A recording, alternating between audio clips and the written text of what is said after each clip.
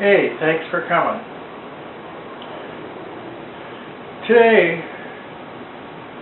I'd like to talk about the spiritual journey.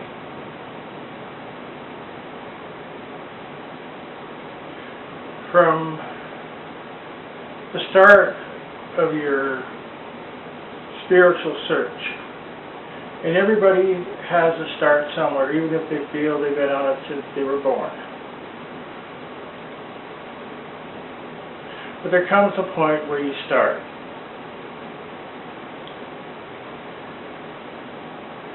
And people don't realize how difficult it is when they first start. First of all, there's very few people that really know the whole path. And if you can compare this to studying something like physics or math. Everybody thinks they know math when they get out of high school. But when you go to college, you learn that you're just barely scratching the surface of math. And you really have to study under somebody that's specialized in a particular branch of math, even to understand some of the graduate level issues of math, let alone the PhD issues. PhD means that you go off and you discover something new. It doesn't have to be great, it just has to be new. And the supply and demand is there's not that many math and physics people in the whole society. But people don't even know what the issues are with higher level math. And that's also true with spirituality.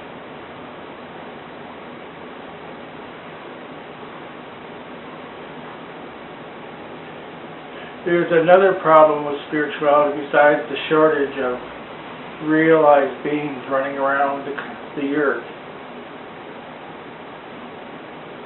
is that your own awareness interferes with your understanding of realization.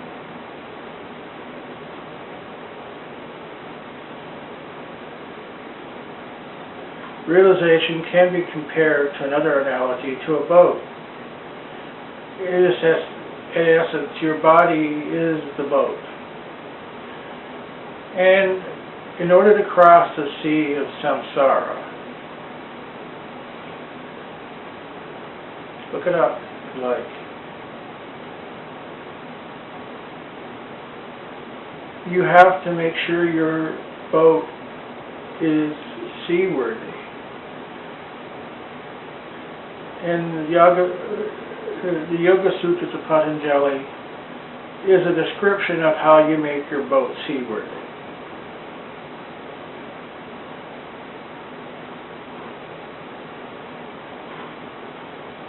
To prepare for the coming struggle, you have to store up energy in the boat. Okay? You're not going to go anywhere if you have an engine but no gas. So the process of pranayama is the process of putting gas into the vehicle. But as you're putting gas in, you don't want it to be leaking out or water to be getting into the boat.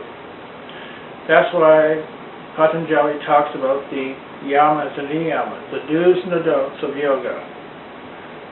Because what they do is keep the gas you collect from spilling and keep the boat from leaking.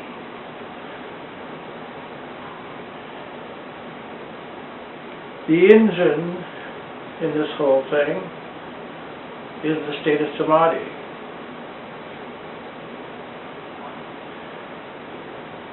So if you've had a state of Samadhi in the past life and now you're restarting to look again, maybe all you need is energy.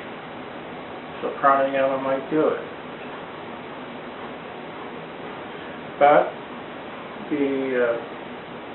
if you don't have the engine, you have to manufacture the engine first. So Patanjali goes through in the second chapter how to manufacture the engine, state of Samadhi.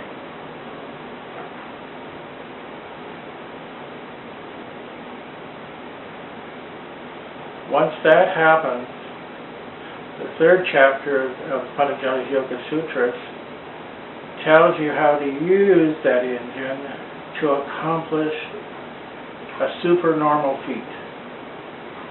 Walking on water, to levitate. There's a whole list of things you can learn to do. That's what the whole third chapter is about. How to use Samadhi to create a state of samyana. After you've learned to do that, Patanjali says, well, forget that. You've now got the engine. Let's go from the state of ordinary reality to the state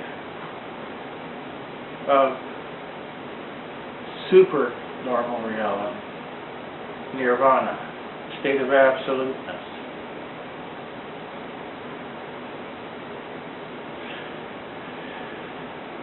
It's when people struggle on their own for a while, and then they meet somebody that has studied under somebody that knows, is they begin to realize how much they're working so hard for so little. And that's when they actually decide to go study with somebody. That's a long process to get to that point even. But the benefit is that you will learn to be able to fight the waves of samsara much better. Because they've seen the problems that you have because they've experienced them somehow in their past. And so they talk about how they overcame it. And if you take that into consideration, you will be successful also.